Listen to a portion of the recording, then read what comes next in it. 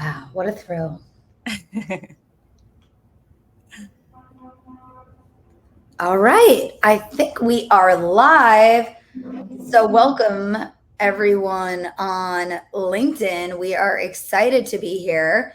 I'm going to just make sure that you all can hear us and see us, and then we can dive in. And today we are going to talk all about what to do if you were laid off, or really even if you're just job searching. There's so many steps to the process. So we'll do some quick intros, and then we've got a jam-packed agenda for the hour. Just going to make sure I get confirmation that we are good on our audio, and then we will dive in.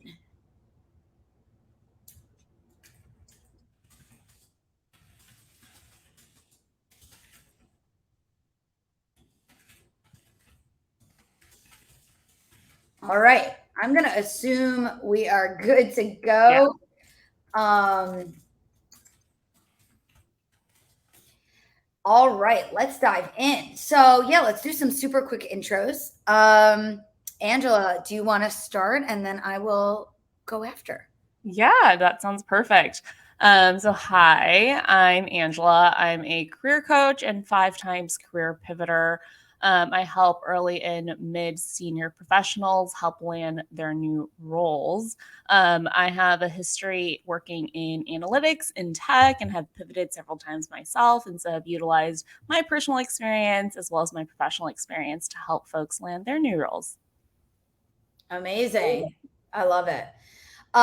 So yeah, I started out in the corporate world. I was at an investment bank and then a hedge fund, and I was trying to figure out my own career path, but also career coaching informally on the side of my job for years. Saw a lot of patterns and challenges with job seekers, and eventually got coaching training through NYU, got certified through the ICF.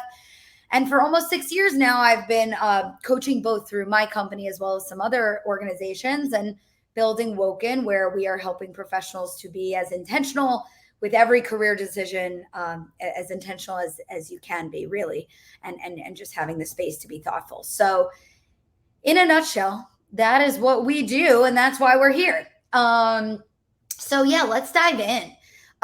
We're gonna start by just talking about the self-care and the mindset element of this whole thing. So when you're sort of just like laid off, or even if you just start that job search process, whether you left voluntarily or involuntarily, Angela, what are your just thoughts, like immediately, like right away, what someone should do or think about? Because I think taking care of yourself, and like it's such an intense moment, it's okay to just not immediately dive into that action. Like what are your thoughts about kind of how to get started?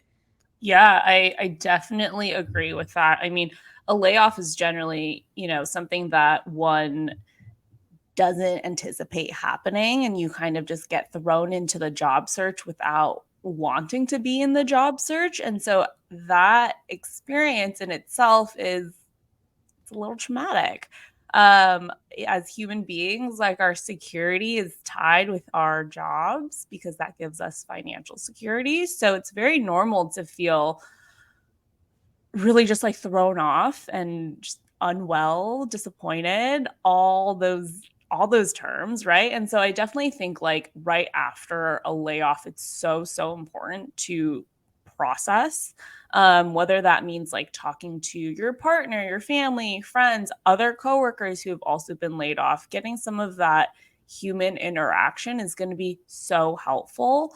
I know a lot of candidates I've worked with, like I've done discovery calls with people who are like, I was just laid off yesterday and now I need to kind of just jump into it. And so I recognize that, sometimes you are in a financial situation where you need to sort it out as soon as possible. But at the same time, I think it's necessary to think of yourself. And even if it's 20 minutes, even if it's an hour of conversation on the phone with your friend, like all of that helps and contributes to it and is super important too. What do you think, Rachel? Yeah, no, I completely agree. I think, look, these are natural and valid and yet uncomfortable feelings. And so I think naturally, a lot of us as humans kind of want to not feel those uncomfortable feelings. And so allowing yourself, you know, the challenge and the opportunity to just sit with and feel how you feel. Because what I find is like, even if you take a week, and again, sometimes time is of the essence, but even if you take a day or however long you need to just feel and heal and accept and make sense of it all in your head, because then when you dive into the work, you're going to be able to like show up with that, renewed energy and like get excited about what's next, because it is an opportunity and maybe you didn't expect it or plan for it or want it. But guess what? Your career choices are still there for you to make. And you want to show up really with that positive energy, because it's normal that it feels hurtful, but you don't want to bring that into your next conversation. So, like, you know, look, there's things that might have been in your control or out of your control. And it's like, I love just journaling and like going to a coffee shop. Don't bring your phone and just like be with yourself. And I know that can feel hard, but like, remember you're safe and you're going to be okay. And it's a challenging thing, but it's an important, valuable, useful thing. And like, sometimes I find clients just need to like brain dump, like, here's what happened. And here's the shitty things that were happening. And here's the things that didn't make sense. And here's the things that were unfair. And like, whatever the thoughts were, just like brain dump it. And how can that help? How can you make sense of it in a way that like you can almost react to your own self, right? So it's natural that like you may not heal fully in a day. And it's like these thoughts may come to you, but I always think about the self-talk of like, how can you reply to your own thoughts of like, all right, maybe something pops in your head, that manager sucked or whatever, this was unfair, whatever, anything. These are normal things and these are real. And you could be telling yourself anything that's normal. But how can you then say, all right, that was out of my control. Now I can control my day and what's in front of me, and I can control my next opportunity. And I could be really strategic when I go interviewing and asking questions, like whatever's going to make you feel good and feel better about like the now and the going forward. So like just being in that moment, and then just self-care in general, like focusing on body, mind, soul, getting sleep, getting exercise. Like there is an opportunity that like you have your day available. So like take that and run with it in a positive way. You get to set up a schedule that really suits you.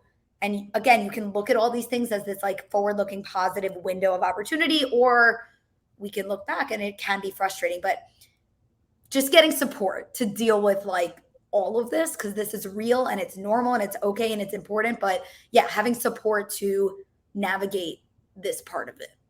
Yeah, absolutely. And I definitely think like one tangible thing that folks can take away from this is like what you were saying, creating that schedule for yourself, because like now you don't need to clock in at a certain time. You probably don't have meetings.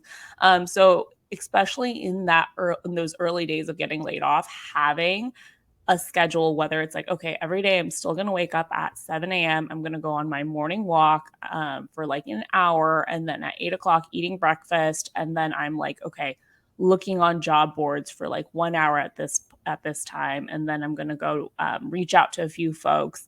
Really having some sort of calendar for yourself and a routine is going to help so much, because at the end of the day, like humans are all routine based. So you need to have something to fall back on that's healthy for you, that's also supporting like your mind, body, soul as you're going through this really difficult time. So I love that, and really focusing on that too.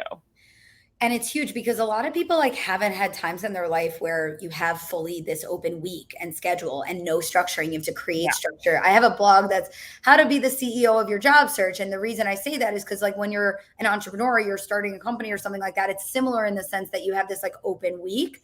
So finding a way to create structure, if it's a calendar or whatever it may be, it is going to help you feel good, because in a job you have that structure and then it's ripped away. So like recreate it and remember you have that ownership over your time and your plan, and you can create structure. If it felt good previously, you can recreate a routine. It's just going to look a little new and different. But yeah, I think it's like totally underestimated how that helps somebody to feel, even if it means getting out of the house. Like go to a co-working space or a library or a coffee shop, like pretend you're going to work, but you're just going to job search, right? So that self-care, that could look like your routine, it could look like your meditation, it could look like your diet, your nutrition.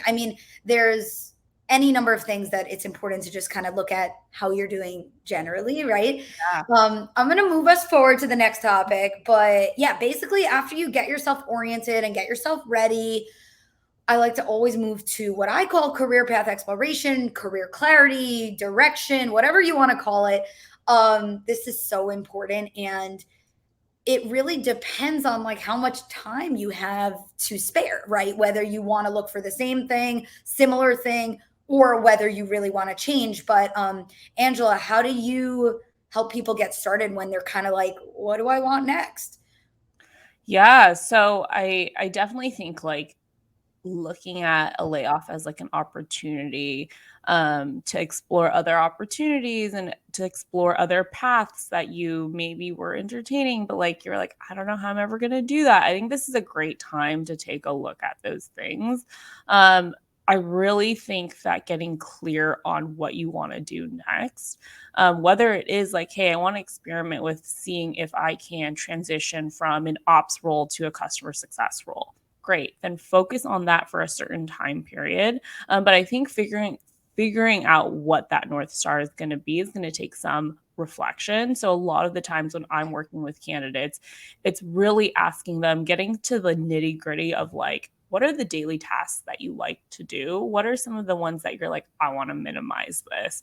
And some of the things that you're like, oh, I think this is something that I might like to do. I'm unsure because I haven't done it yet.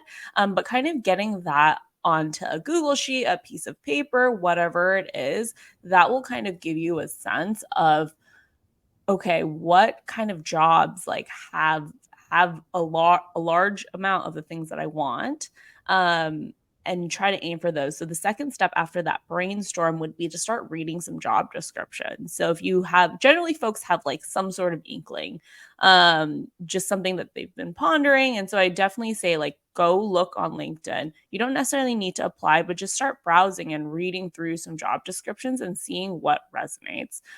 Those would be like my first couple of steps to do that. Um, One book that I found really helpful that I also use a lot in my practice um, is called Designing Your Life. It's such a great book, and it's like almost like a workbook style. And so a lot of candidates that I end up working with, I almost put put them through that framework. And that's been so helpful. So if anyone's looking for a book that they want to utilize to kind of also help them in this search, Designing Your Life, it's so great. I think it's written by professors at Stanford who were product designers in tech. And so they really use that like product design mindset to design your life. So it's really helpful. Yeah, I love that.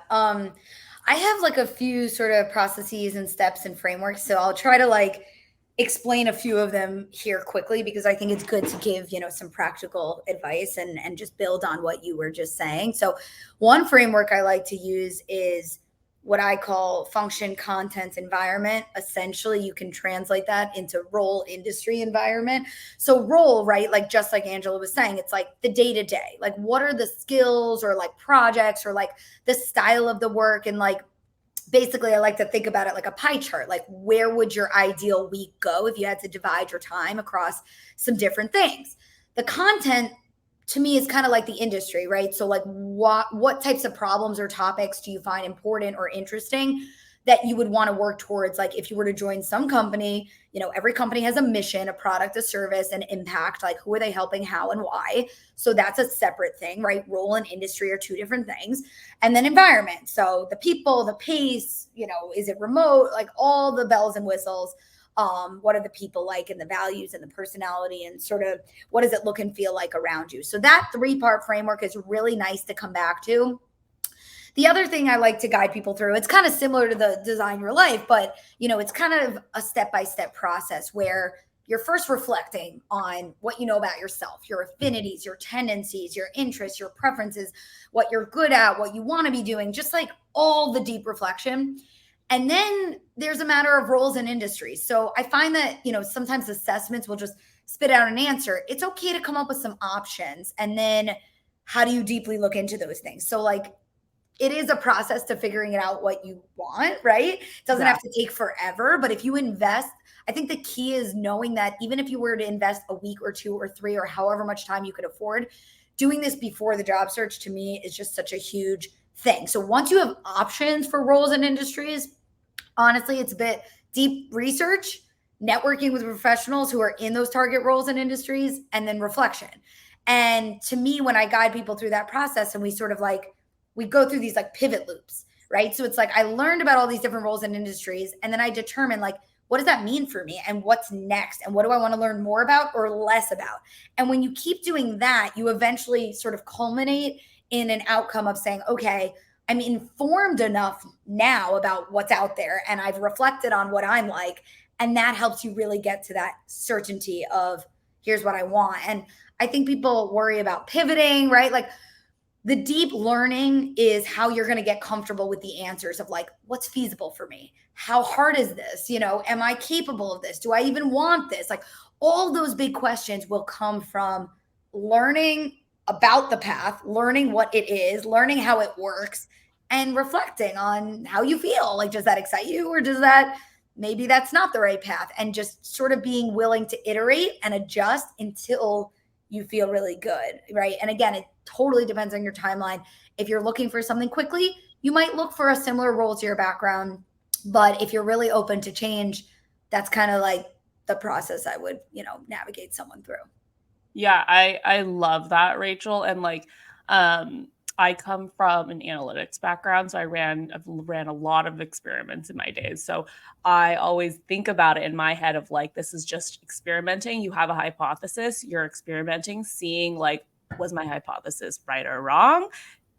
Doesn't matter if it's right or wrong, but it's like, if it's right, okay, great. Let me continue down this path. If it's wrong, then how can I change it? What's my new hypothesis now? What have I learned? And what is it that I'm going to test and try out next? So I love that just iteration process. And I think like with that, it's like really making sure that you have a direction versus like, let me run 20 experiments at once because they're all going to interact with each other and you're going to mess up your data and none of it's going to make any sense anymore. So it's really like aiming for one thing at first, like have one thought, test that out, go reach out to folks in those roles, but don't do all 5 different roles that you're interested in at once. You're going to get confused. You're not going to get a lot out of those conversations. And honestly, like energetically wise, you're going to feel like you're dog paddling, like you're just really trying to survive versus like having true sense of like clarity of what you're doing. So I love all of these like actionable steps. And I also want to remind folks that like really choose one thing first, see how you feel about it. The metrics you're trying to optimize there are like, does this resonate with me? Do I think I'm going to be happy in this role? And if it's statistically significant, yes, okay, let's continue on with that. If it's no, then all right, let me entertain these other ideas that I had and use that same process. So I love that. I love that framework that you talk through. And yeah, just really reminding folks that you need to set one North Star really, and then like test and iterate. Yeah. No, I think that's huge. And yeah, I think people have like this like myth where they think if they look into so many options that it opens yourself up to like more opportunities. But what I usually see is when you have so many directions, it's like confusing, it's overwhelming, and then you're just forcing yourself to fit in so many boxes when like really you're one person. So like what is the box you best fit into? Just like answer that question for yourself. And then when you have to answer that question to an interviewer, it's going to be so much more compelling and authentic and effective because if it makes sense to you, it'll make sense to them. But like, I think people think Yes. about job search and interviewing like, I'm just going to tell them what they want to hear versus like, let me like literally ask myself these questions and like get real answers to what is a fit for me and what makes sense for me. And then the interview process is just such a breeze at that point because you're just like spitting truths, right? And it's like it's going to hit home when someone's listening, and that's how you get hired, right? You're going to be that compelling candidate. So yeah, it's 100%, just so Rachel. important for so many reasons: your efficiency, your effectiveness, and increasing the odds that you actually like the role when you get there. I mean, there's so many benefits to just making Yeah. sure you explore fully before you just start applying, right? Yeah, absolutely. And like, even when you were talking right now about like the way that you'll come off in an interview, like that brought me back to like times when I've sat on hiring committees where I was interviewing folks and, talking to them about why are you interested in this role? And like, they just talked about, oh, I love working cross functionally with many people, just like really generic things. And I know. I was just like, Yeah. Yeah. I would like to coach you to say something better right now. But it was just like, it became really clear that they didn't have like a great clarity on what they wanted to do, why they wanted to do it. And so it definitely does come off in an interview too. Yeah, and that's the thing. It's an upfront exploration, but it pays off later. And I think people think I'm delaying my time if I'm not job searching. It is the best upfront investment you're going to get. And yeah, like I agree with you. Like working cross functionally, every role and team kind of does that. So like if someone's asking you why are you a fit or why are you interested, you want to really make it sing that you understand that role and you understand why you're a fit. And sometimes I'll say to remind people that like your story, even if you haven't done that thing exactly before, but you really show that you understand it, understand the role and why you're a fit, like that could be way more compelling than someone else. So it's not just doing what you've done before. It's like, even if it's a pivot, your story can go a very long way to, make a compelling interview. I'm going to keep us on track here. So upskilling is super relevant to this because like once you figure out your direction, do you do any skill development boot camps? There's so much out there. Some are expensive, some are not. But how do you think about, yeah, basically just picking a skill development opportunity during this next phase? Yeah, so I think that's why step 2 is so important, because if you end up from that, you're deciding you do want to make a really large pivot. So for example, if it's you were in customer success previously and you're like, I've been thinking about going into engineering, like that's a pretty large jump. It's a pretty like large technical gap that you're probably going to have to fill unless you've already been working on projects like at your previous role.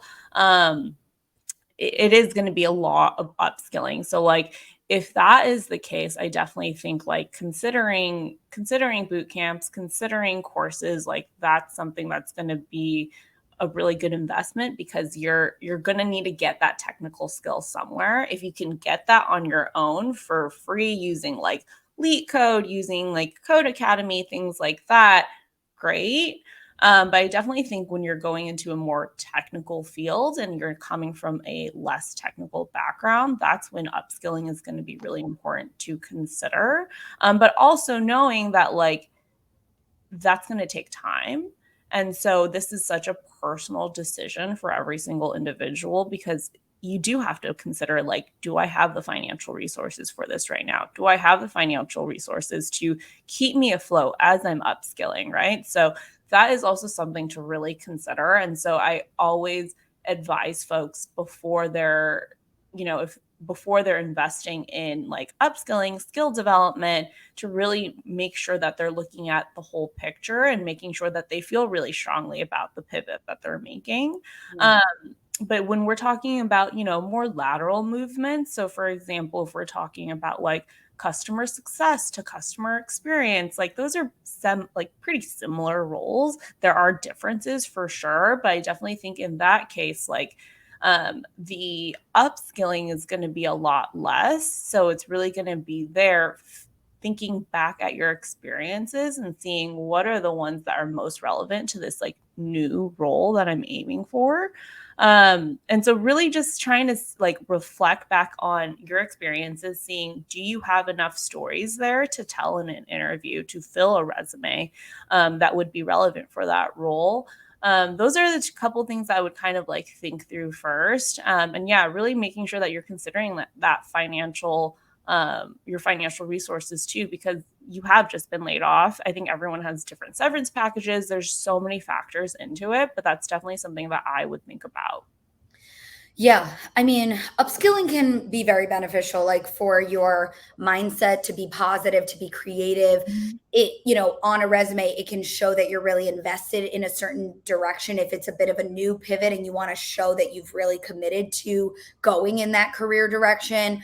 Um, but at the same time, you just really, I always fall back on networking, because if you're trying to pivot or whatever, or even just decide on upskilling in general, talking with people who are either hiring managers, recruiters, or people in the roles and in the teams that you're looking to get on, use that to inform, you know, which upskilling thing makes the most sense for you, time, money, format, what's reputable, what's worthwhile. You know, should it be a hands-on project or should it be more of like a course?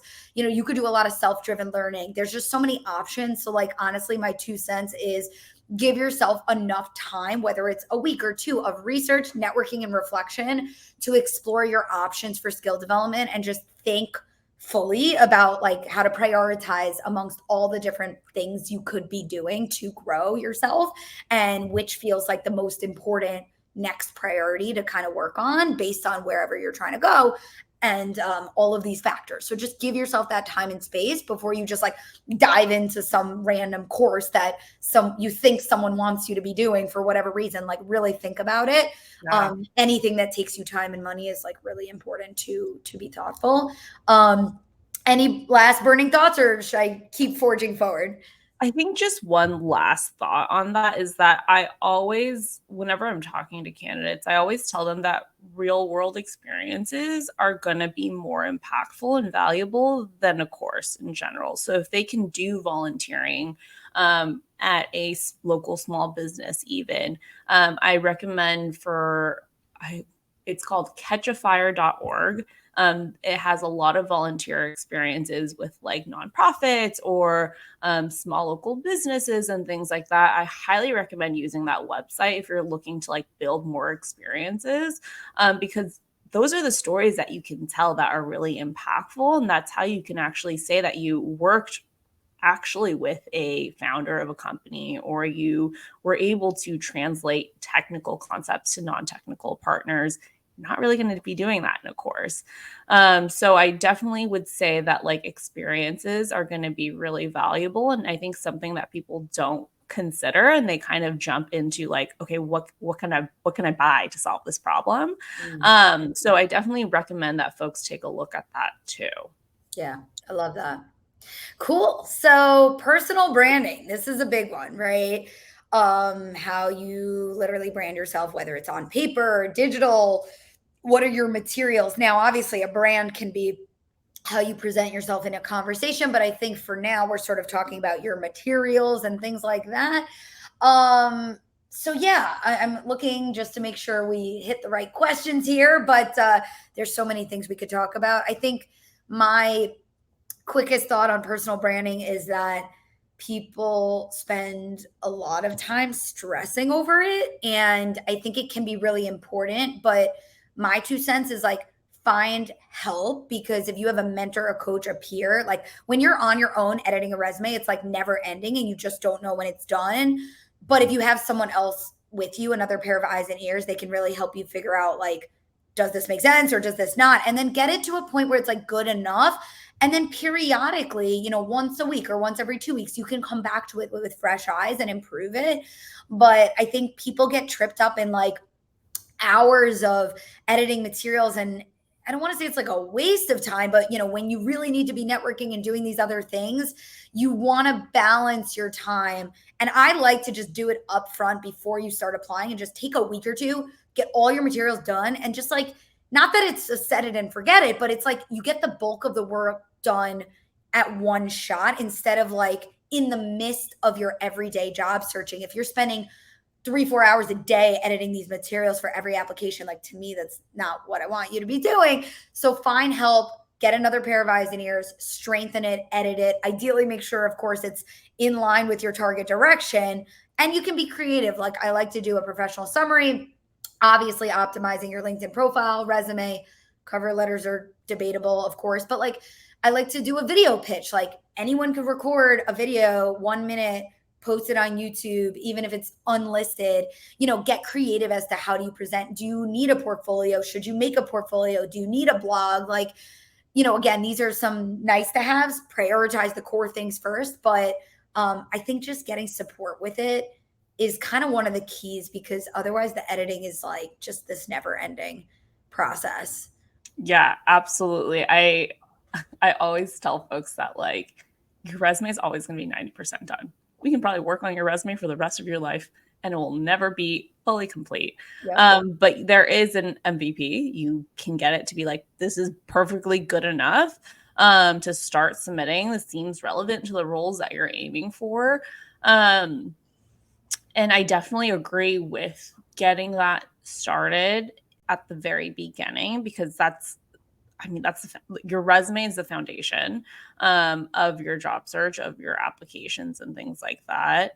And so that, again, like I keep going back to step 2 is so important, but that's why getting clarity of like what direction you want to go in is so important, because that gives you clarity on like what should be on this resume of yours. I think a lot of folks get confused thinking that the resume is a summary of the jobs and experiences that they've done before, which is totally fair. Like that's what I used to think it was too. But after pivoting my career 5 times, I realized that that is just not what your resume is. Your resume is your marketing tool to showcase to the role that you're aiming for, the new role, or if it's a lateral role, your previous experiences that are directly relevant to the new opportunity. And so that means cherry picking certain achievements, certain projects that you've done that are going to be relevant for that. So for me, for example, right, so I used to do data analytics at Lyft. If I were to ever go back into the workforce in, working at a company, I would probably go and become like a recruiter, something along that lines. So let's just use that example. As a data analyst, I ran A/B testing. I worked with data scientists and engineers. I will probably not talk about any of that on my resume for applying for a recruiter role. What I will talk about, though, is how I helped to hire for engineers on my cross-functional team. I'll talk about how I helped to design like the case study project for the interview process for another analyst. I'm going to talk about the things that are going to be relevant to being a recruiter. Even though they were a small part of my job, that's what they care about, because they're like, oh, I can see how you now have experience for this role. So that's why giving clarity in that step 2 of like, what are you aiming for next? That is what's going to showcase to you what you need to highlight in your resume, and be able to communicate your relevant experiences, really. It's funny because I have such a similar one where when I was at Goldman, I was on like an operations team for like cash management and liquidity and treasury and all these money things that I didn't have interest in personally, but I did all these people projects. I helped with recruiting. I did some skill development. I did culture stuff. I did onboarding stuff. I did all these people oriented things. And I had like, I don't know, 6 or 8 or 10 or some large number of bullets of all the people stuff that I did, initiatives and projects and things that I just took on. I don't even think I had like one bullet about like what I did day to day. So luckily that role gave me the time and the room to take on all these projects of interest. And then my next role was at a hedge fund and they put me into a people seat where I did recruiting and I did performance management, because in the interview, that was what's on my resume. They asked me about it. I spoke about it. I had enough to talk about. So yes, the resume is this like malleable art, and don't see it as this like fixed thing. And it's not like you're lying, but like you can accentuate the detail on the stuff that you want to accentuate. And guess what? You can remove something if you don't ever want to do it again. Just like don't say it on there. I think the other thing that people trip up on is versions, right? And I think a lot of people have 2 versions or 3 versions or 4 versions. And I'm like, I'm overwhelmed just thinking about it. So if you have different versions, just try to ask yourself, like, are these actually different paths? And if so, which role is the best or better fit for me? And what would happen if I just doubled down to find more volume of the right thing?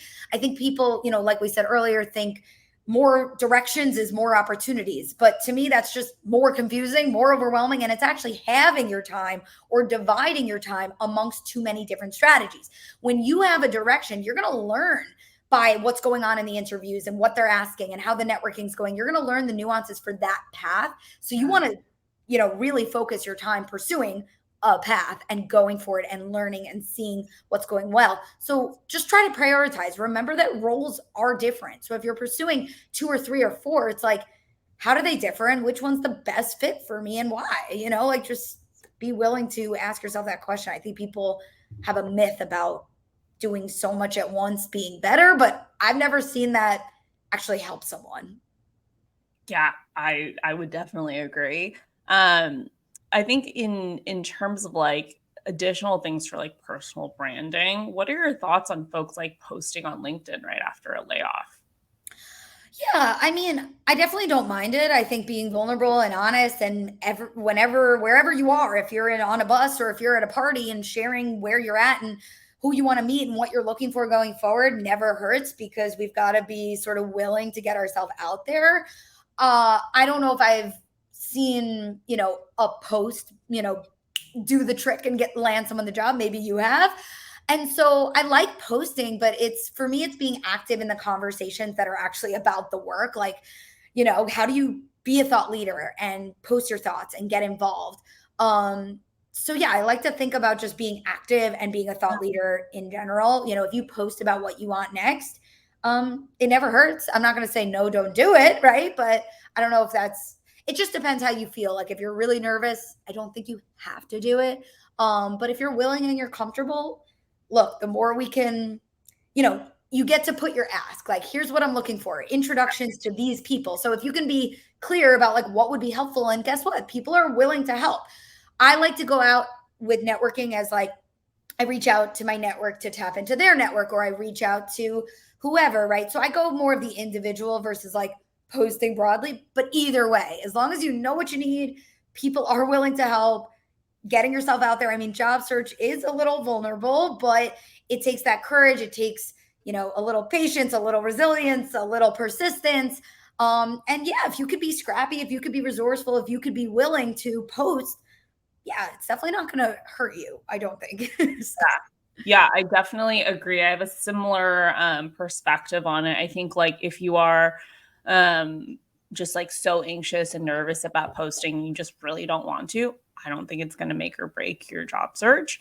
I think if you're open to it and you're open to just kind of like putting it out there, I definitely think that there is value in just like notifying a large audience of like what it is that you're looking for. So like if you are posting out there about a layoff that you've been impacted by, being really clear about like what it is that you're looking for next, like opportunity wise, what kind of industry are you aiming for, problem you're trying to solve, getting really clear on that of like have a really clear CTA, like a call to action. If you see roles in like operations for a CPG company, like that's the goal that I want to aim for. So like make it really easy for other people to help you. Otherwise, like I've definitely found folks who have posted on there and have been like, oh, I feel like all this random stuff keeps coming to me. And when I go back and look at their posts, it's because their post was just like, hey, I got laid off. Please let me know of any opportunities. And that's what you got. You got any opportunities in your DMs. Right. So And it's clear. It's not going to serve you if you're getting like interviews or connections for totally the wrong thing. Now, even if you could just get connections, can you then tell them what it is you need? Sure. But yes, as whenever you're putting yourself out there, like exactly what you're saying, being as clear as you possibly can. I think people worry that like, am I narrowing myself in? No, you're never boxing yourself out. Like if someone has an opportunity and they think of you, they're going to reach out to you. But people need to know how to make sense of you and your skills and your fit and your background. And so remember that like they're only going to hire you if it actually makes sense. And so putting yourself out there and saying, here's what I'm looking for, it's only going to help you. It's not going to hurt you. I think people worry that it's going to hold themselves back from something or close themselves off to things. It's just going to help people help you. So on that note, I'm going to move us to the job search topic, which we're already talking about. Yeah. I'm going to hit with a few statistics that I've been telling all of my job search clients, and I'm sure you'll resonate, but I want to hear any and all thoughts you have on just job search. But the stats that I've been really relying on that came out of Wharton were 80% of jobs are not publicly advertised, 75% of jobs are secured through your network, and you are 10x more likely to be hired through a referral. So I just think people rely on those online job boards, and I like to just flip it, right? Instead of however many apps you can do in a week, how many people can you meet in a week? Because a human's going to hire you, not a computer. So get yourself in front of the companies and the teams and the people that you want to be working with, and have great conversations. Like, what conversations would be fun and interesting and meaningful to you as it relates to your professional interests? So, like, make it fun. What if you were at a conference, looking at someone sitting next to you, what types of questions would you ask about the industry that you're in, or about the type of work that you do? Like, these are informational chats that you can have that are helpful to both parties. You're growing your network, you're having a learning oriented call. Even if they don't have an open role, you're learning, and see who else they can intro you to. Because when you have that great call, how much better is it going to be if they make a referral, or if they intro you to someone else? Because now they've gotten to know you by way of that networking call, and everything you guys spoke about. You can actually impress them by way of what you ask and what you talk about. Like, you're basically just riffing with a colleague. And that's going to be so great for them to even help get to know you and your professional interests.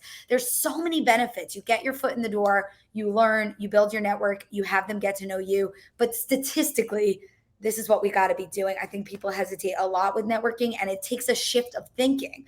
People think job search and they think online applications. And unfortunately, I'm getting more and more pessimistic and skeptical these days about it. I'm not saying online apps you'll never hear back, but I like to say 10 to 20% of your time online apps, about 50% of your job search time networking. Even if you do an hour a week, or if you do 10 hours a week or 20 hours a week, whatever it is, think about the percent of where you divide and devote time. And with networking, I find you have to protect the time to do it.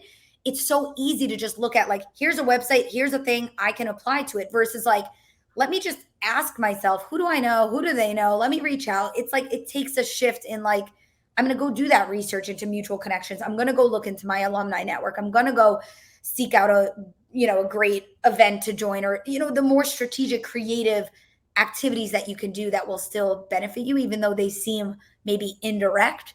They could be more direct than the online application. Yeah. So I definitely agree that networking is huge and like a key to success, key to gaining knowledge about the roles that you're aiming for, building out your network so that you have other folks that you can reach out to in this current job search or in future ones. But I also still do see value in the applications and in the job boards. And like I always encourage folks, especially when they're beginning their like job search, is like, yes, I think it's great to utilize like the LinkedIn, the Indeed, the job boards, but like really starting off with creating like a target list of companies that you want to work at. I would say start with 20 to 40 companies that you want to work at, ranging from big to small to mid-size. I definitely think in the current times for folks currently job searching, a lot more jobs are growing in smaller and mid-sized companies. So really adding that into your mix of like what you're aiming for is going to be huge. There's going to just be more opportunities there. But really looking at that list and then like going to their website and seeing what is posted there. Because at the end of the day, you're going to have to submit an application eventually. Like all submitting an application is like meaning that you are in the system as a candidate who's like interviewing for this role. So like that is still going to be key to the process.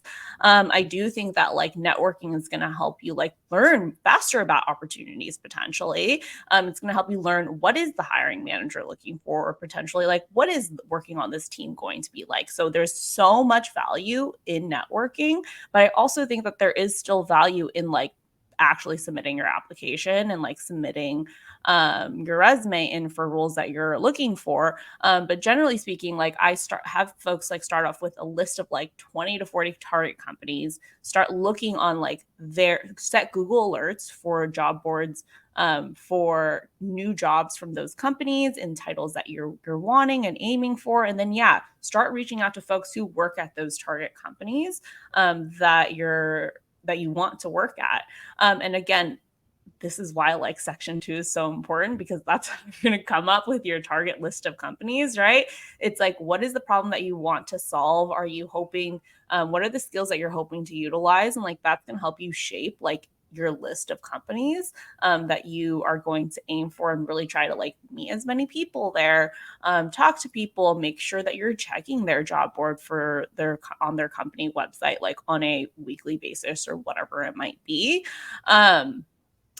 So that's kind of like how I have people kind of like set up their job search strategy first. And then comes like kind of like the networking list of like, who do you already know who like potentially might work at some of these companies? Those are going to be the easiest ones to outreach to first. And then it's going to be like the cold networking, which is inevitable. You're going to have to do it. I promise it gets easier. It will be highly uncomfortable in the beginning, especially if you've never done it. But I promise that it gets so much easier. But yeah, getting really clear on like, who are you going to reach out to? Like, what target companies are you going to aim for? Because I do think that, a lot of candidates come to me and ask, like, yeah, I know I'm supposed to network, but like, how do I do that? And like, who do I reach out to? And so really getting clear on like the target companies first, and then like, what target role are you aiming for? So then you're probably aiming for someone who's on that team at that company. And that really helps like narrow down like the millions of people who are on LinkedIn, to be like, okay, these are the folks that I'm going to be reaching out to. Yeah, I love it. There's so much to talk about here, but I want to kind of transition a little bit. Our last section we call resilience. And so, this goes hand in hand with like what we were just chatting about, which is here's all the efforts you're going to be doing, but what about the reality of like the day to day? Like now you're doing job search for a few weeks. You're going to have any number of things. You're going to have people who don't answer. You're going to have jobs that you get rejected to. You're going to have interviews and you go to the final round and you spend all this time and then they go with someone else or they close the role, or I mean, it all happens. And there's going to be, there's positives and ups and downs, right? There's going to be exciting things. There's going to be stressful things. It's all the things. So in terms of just managing the process, I'm curious, what you think. I think one of the big things for me is, definitely self-care, like we talked about, definitely a little moral support, whether it's mentor, coach, peer, community, whatever it may be, having that routine, having that structure. But another big thing for me is what I call like sort of measuring and reflecting and adjusting. So like if you're trying something and it's not working and it's getting you frustrated, like try to learn from your actions and your results, and how can you like pivot or adjust any number of these efforts, right? Who are you reaching out to? What types of conversations are you having? What are you learning about your target direction? What are you seeing from your interview processes? Like any number of like what is happening can actually tell you like how you're doing and where you can improve or change things up. When you try to do the same thing over and over, we can't expect different results that way. So getting support, having that guidance, having resources, having support around you, and just be willing to be a little nimble and flexible and learn and grow and adapt a little bit. But yeah, any thoughts? And I know I don't know if we wanted to tell some client stories, if you had any top of mind of just people who sort of persisted through, and just remembering that you're going to grow from this. You're going to learn a lot about yourself. And I always say you learn a lot about the world of like who wants to help you and who doesn't, and like who's nice and who understands you and who doesn't. I mean, it's just a crazy chapter that you're going to be in, and you do grow a lot. So seeing it as an opportunity, it is a challenge, but sort of embracing it just like another chapter that you can rise to that occasion, and you can always lean on others and support like you would for any other challenge, right? Yeah, Angela, tell me how you think about the resilience through it all. Yeah, absolutely. So I definitely think that this is something that folks need to just anticipate that it will probably happen. As with life, rejection happens. But it's difficult, right? You are coming off a layoff, so you already probably feel like you've been rejected from the company that you work for, X amount of years, whether it's 1 year, 2 years, or 15 years, we've been seeing too, right? So we're already coming from that place. And so I definitely know that it's difficult, but just knowing that rejection is going to happen, but that is not mean that does not mean anything about your self-worth, does not mean anything about you. It's just a part of the process. And as silly as this might seem, like really having some affirmations of that too, of like rejection is part of the process. It really is redirecting you towards what is better suited for you. And reminding yourself of that when it happens, before it happens, and just like the whole process is a journey. Um, I have folks sometimes read The Alchemist. Um, if anyone remembers that from reading it in high school or has read it recently, I try to read that book every year because it's a story about how life is a journey. There's going to be ups and downs, but like it's all about what you do, even if that happens. Um, so that's more of just a mindset kind of a conversation. But in terms of like actual practical tips of how to deal with like rejection, and just being resilient, is like it's okay to be sad about it. That's fine. Allow yourself some time to be sad about it, but don't let it take over your entire day, your entire week. Let yourself be sad for 30 minutes, for an hour. Really wallow in it if you need to. But after that time is up, then we have to move into like, either if you're already ready in analyzing, okay, what can I learn from this? Sometimes there's going to be something to learn. Sometimes what you're learning is just resilience. But sometimes there could be like, okay, I can see like I need to refine my interview stories here, or oh, okay, I didn't address like this conversation very well. And so really taking an analytical look at like what happened and seeing what are those little nuggets you can take away and then move on, apply that to the next thing. Obviously, I know it's easier said than done, hence why I told you time cap yourself for some wallowing, because I know I've done it before. But yeah, really get yourself 30 minutes, an hour, whatever it might be, to just be sad and then continue on. But yeah, I absolutely have a story. I will try to tell it very quickly about a client who was really resilient in their job search. So this was about this is probably last year, so November 2022, when layoffs were starting to happen. We were starting to see more hiring freezes in the news and for actual job seekers. And so I had a client who had gone through 5 rounds of interviews, and had gotten a verbal offer. Prior to this, he had just graduated from university, was working a like side job to just kind of like help him as he was job searching. I think he was like cleaning homes or something like that, and really just trying to figure it out until he landed his like first full-time role. And he had gotten this verbal offer. Okay. And we had gone through, um, several interviews for other companies to learn from them. But this was like, it felt like, okay, all my work is paid off. And like, I got this verbal offer. Turns out like they were supposed to send out the DocuSign like in a day or two. That didn't happen. We followed up, and it turned out that they actually were putting the whole company had a hiring freeze. So they actually weren't able to extend any offers. And he was crushed, like fairly so. And we had, definitely several conversations about like, if it's meant to be, it'll come back. Like they said, it's frozen right now, but like there is an opportunity in the future. And so I think we had a whole session of just like not crying about it, but just like being sad about it. Like I was also sad about it.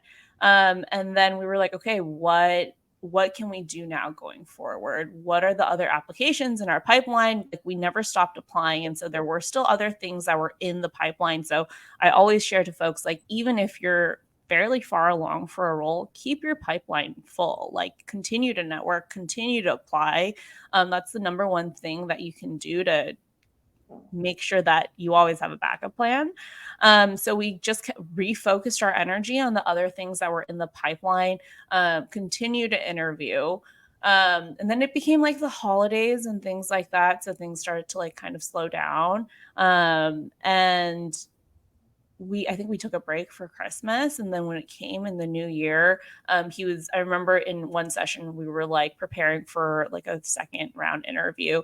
And then the next day he was like, that company reached back out to me, and they're actually going to extend me an offer now. Like their budget opened back up, and they're going to send me an offer. And I was like, excellent. Like that's super exciting, but let's continue to interview, because we know what happened last time. Like we're going to learn from that.